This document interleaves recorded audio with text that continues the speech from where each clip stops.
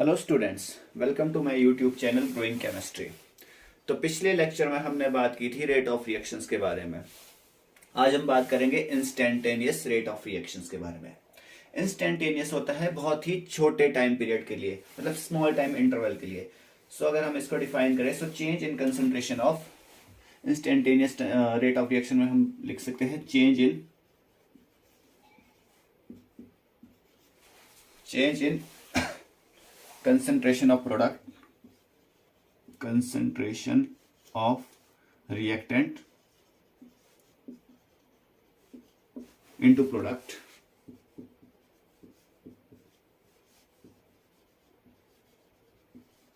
which means that कि जो reactant की कंसेंट्रेशन जब प्रोडक्ट में चेंज होती है, so change in concentration of reactant into product with respect to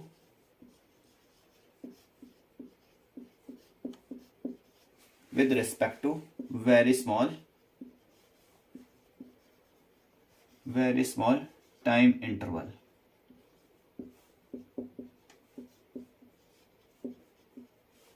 मतलब छोटे से टाइम पीरियड में मान के चलिए हमारे पास कोई रिएक्शन हो रही है, उस रिएक्शन को होने में 10 मिनट लगते हैं।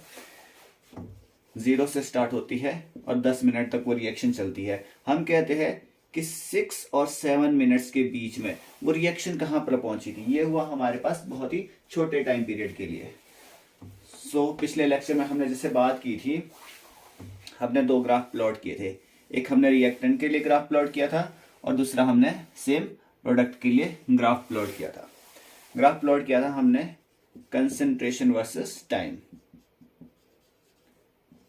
सेकंड में, और जो हमारे पास कंसेंट्रेशन है वो है हमारे पास मोल पर लीटर।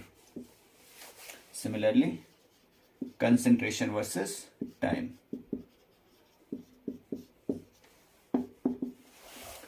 जो रिएक्टेंट का ग्राफ था वो हमारे पास कुछ इस तरह से था। ये हमारे पास रिएक्टेंट का ग्राफ था, यानी कि जो रिएक्टेंट की कंसेंट्रेशन है विद रिस्पेक्ट टू टाइम, जैसे जैसे टाइम इंक्रीज हो रहा है रिएक्टेंट की कंसेंट्रेशन कम हो रही थी, और सिमिलरली जो हमारे पास प्रोडक्ट की कंसेंट्रेशन थी वो विद रिस्पेक्ट टू टाइम बढ़ती जा रही थी। तो अब हमने बात करनी है बहुत ही स्मॉल इंटरवल के लिए। मान के चलिए हमने बात की कि यहां पर इस टाइम पीरियड में, इतने छोटे से टाइम पीरियड के बीच में कंसेंट्रेशन क्या होगी। तो ये हमारे पास है बहुत छोटे टाइम पीरियड के लिए हमने ग्राफ प्लॉट किया है। तो मान के चलिए इस टाइम पीरियड पे ही ये आपके पास है t, ये हो गया आपके पास t इज इक्वल टू 2, ये t इज इक्वल टू 1 हो गया, ये t इज इक्वल टू 2 हो गया। तो यहाँ पर जो कंसेंट्रेशन होगी ये होगी आपके पास C1, यहाँ पे कंसेंट्रेशन होगी C2। सिमिलरली हमारे पास अगर हम प्रोडक्ट की बात करें तो ये हम बात कर रहे हैं यहाँ रिएक्टेंट की, instantaneous rate of reaction for reactant, और यहाँ पे instantaneous rate of reaction for product.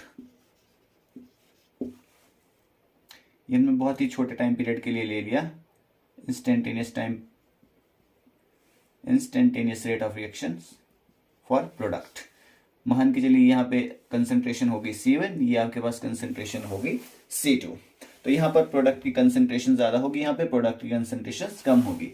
Similarly यहाँ पे रिएक्टेंट की कंसेंट्रेशन ज्यादा होगी, यहाँ पर रिएक्टेंट की कंसेंट्रेशन कम होगी। तो जो यहाँ पे C1 है वो आपके पास बड़ा होता है C2 से, और यहाँ पे जो आपके पास C2 है वो बड़ा होगा C1 से। जो टाइम है T2 आपके पास बड़ा होता है T1 से, और यहाँ पर भी सिमिलरली T2 हमारे पास बड़ा होगा T1 से। इसको आप T1 ले लीजिए, इसको आप T2 ले सकते हैं। तो अगर हम स्मॉल इंटरवल के लिए रेट की बात करें तो रेट फॉर इंस्टेंटेनियस, हम इंस्टेंटेनियस रेट ले रहे हैं रिएक्टेंट के लिए, तो इसको डिनोट कर दे हम स्मॉल d से, concentration of reactant upon with respect to time, delta t।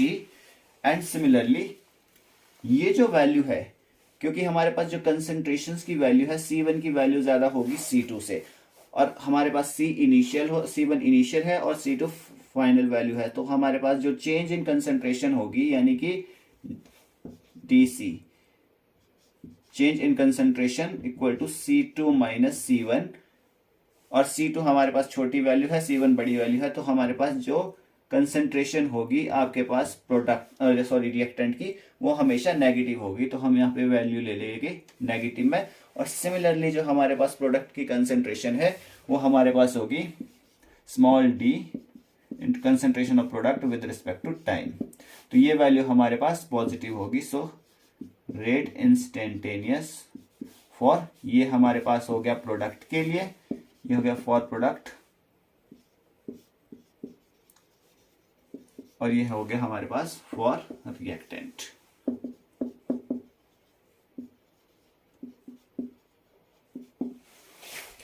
ये हमारे पास हो गया रिएक्टेंट के लिए। यहां तक नोट कीजिए। सो नेक्स्ट हम बात करेंगे factor influencing rate of reaction. तो जो हमारे पास पहला आता है वो आता है effect of concentration on the rate of reactions. Concentration का रेट ऑफ रिएक्शन पर क्या इफेक्ट पड़ता है। सपोज हमारे पास A moles of A plus B moles of B change हो रहा है हमारे पास प्रोडक्ट में। तो वेयर जो आपके पास कैपिटल A और कैपिटल B है, ये हमारे पास होता है रिएक्टेंट। These are reactants. जो ये स्मॉल a और स्मॉल v है हमारे पास, ये होते हैं नंबर ऑफ मोल्स। इसको हम बोलते हैं मोल्स ऑफ रिएक्टेंट। एक और चीज इससे बोलते हैं, that is known as stoichiometric coefficient.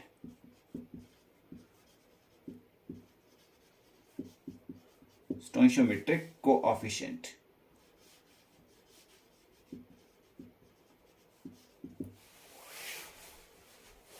तो जो हमारे पास रेट ऑफ रिएक्शंस है, so rate of reactions is directly proportional to concentration of A raise to power ए।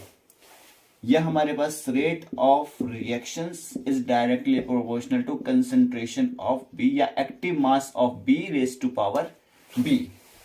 अगर हम ओवरऑल रेट ऑफ रिएक्शंस को देखें तो जो हमारे पास रेट ऑफ रिएक्शंस है वो डायरेक्टली प्रोपोर्शनल होगा, rate of reactions is directly proportional to active mass of A raise to power A, active mass of B raise to power B. So अगर हम प्रोपोर्शनलिटी कांस्टेंट को हटाते हैं तो rate of reactions is equal to k active mass of A raise to power A, active mass of B raise to power B. ये हमारे पास आ जाती है रेट लॉ की equation. So this is known as rate law equation. ये हमारे पास आ गई रेट लॉ इक्वेशन, वेयर के हमारे पास है रेट कांस्टेंट और specific constant.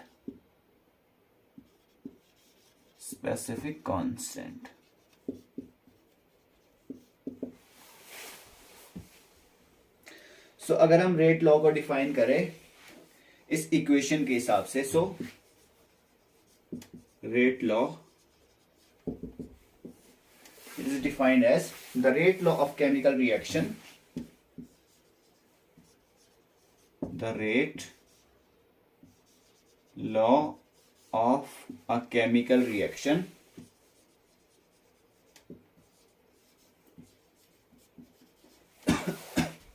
is directly proportional to the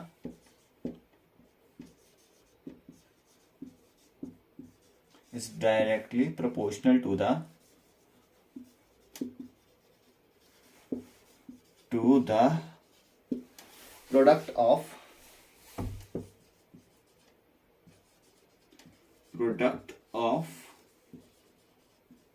concentration of reactant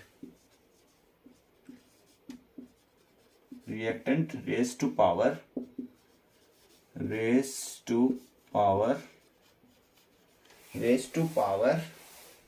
their, इसकी पावर में हमने क्या लिया, इसके स्टोइशियोमेट्रिक coefficients. raised to power their stoichiometric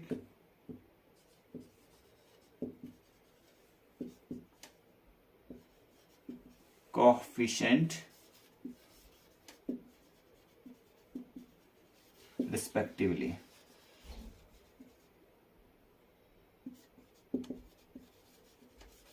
So rate law is defined as the rate law of a chemical reactions is directly proportional to the product of the reactant raised to power their stoichiometric coefficient.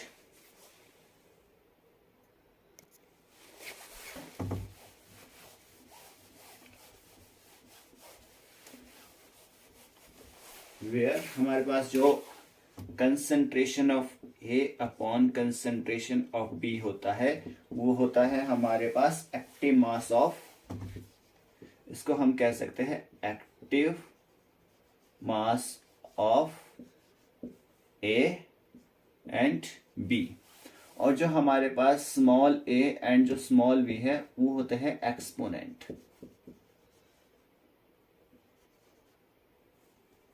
ये हमारे पास है exponent, और इसको हम कह सकते हैं order of reaction.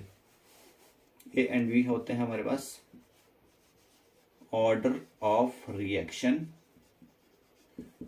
With respect to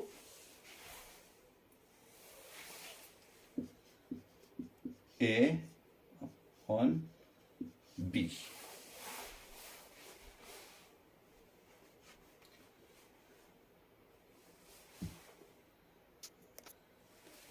अगर हम इसे डिफाइन करें तो हम कह सकते हैं it is the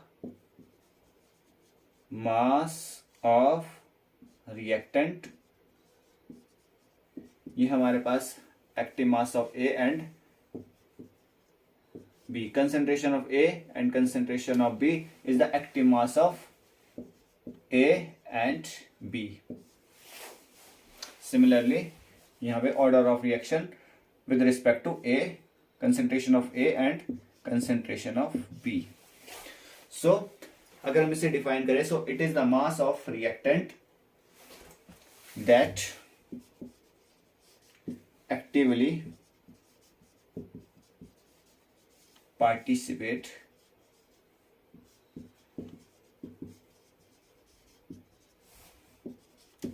in a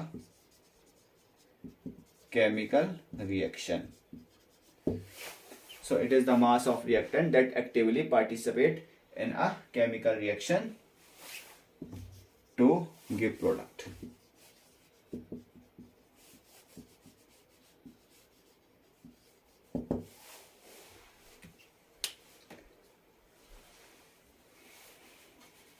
So यहां तक नोट कर लीजिए, क्योंकि ये साथ वाला मैं मिटाने वाला हूं।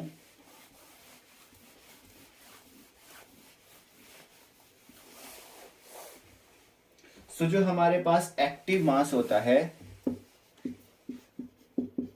Active mass is equal to N over V, where N हमारे पास होते हैं number of moles divided by volume. V stands for volume. So active mass is equal to number of moles or upon volume. और जो हमारे पास number of moles होते हैं, where n हमारे पास होता है W upon mv.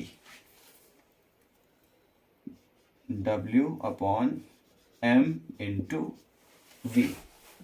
So जो हमारे पास W है वो है हमारे पास given mass,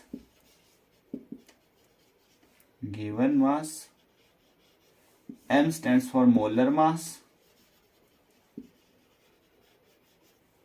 into volume।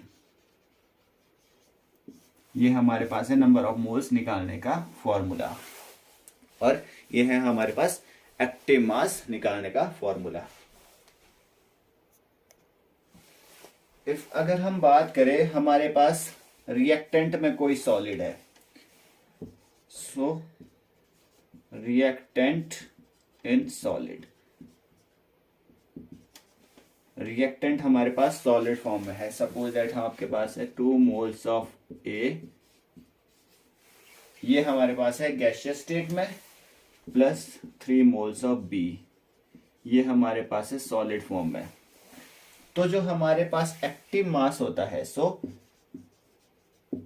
Active mass is unity,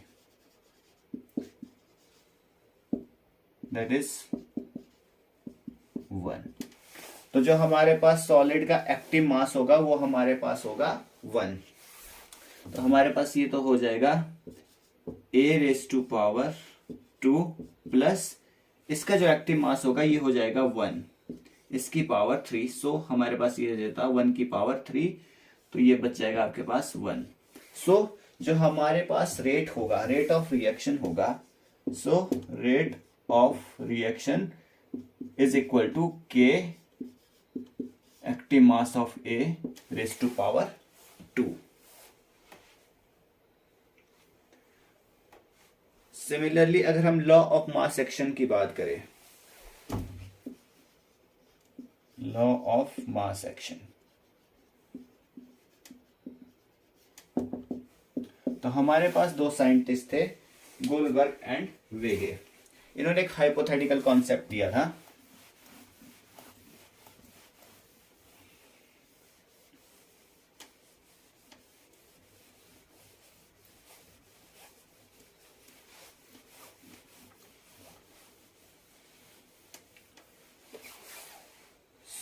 इन्होंने हाइपोथेटिकल कॉन्सेप्ट दिया था। इन्होंने बताया था, सपोज आपके पास कोई रिएक्शंस है,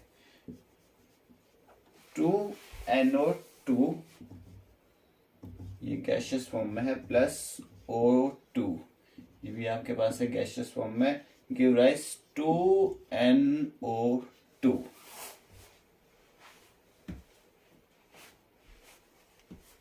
ये बन गई आपके पास गैस। अगर हम इसका एक्टिव मास देखें तो हमारे पास रेट ऑफ रिएक्शन देखें इसका, तो rate of reactions is equal to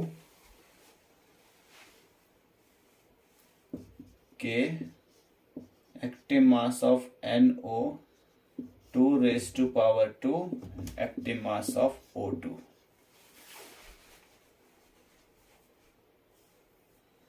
सो ये हमारे पास है जो लॉ ऑफ मास एक्शन है, यहां पर एप्लीकेबल हो रहा है। लॉ ऑफ मास एक्शन कभी कभी एप्लीकेबल होता है, सम टाइम एप्लीकेबल।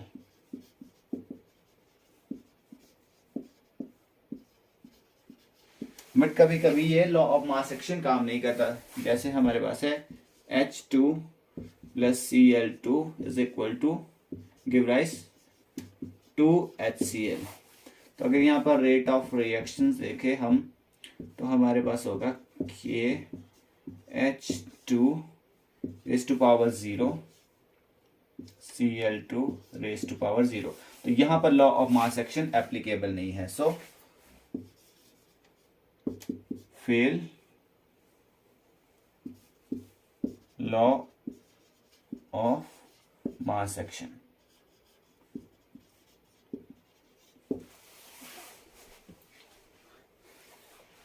तो जो हमारे पास रेट लॉ है वो प्योरली एक्सपेरिमेंट है, तो हम कह सकते हैं so rate law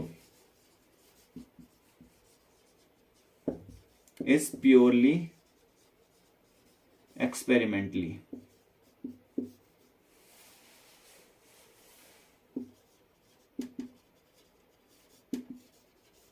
rate law is purely experimental.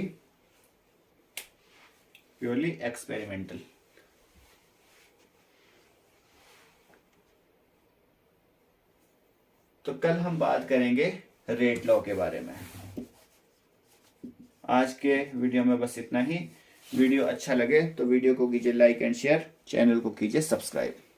मिलते हैं अगले वीडियो में।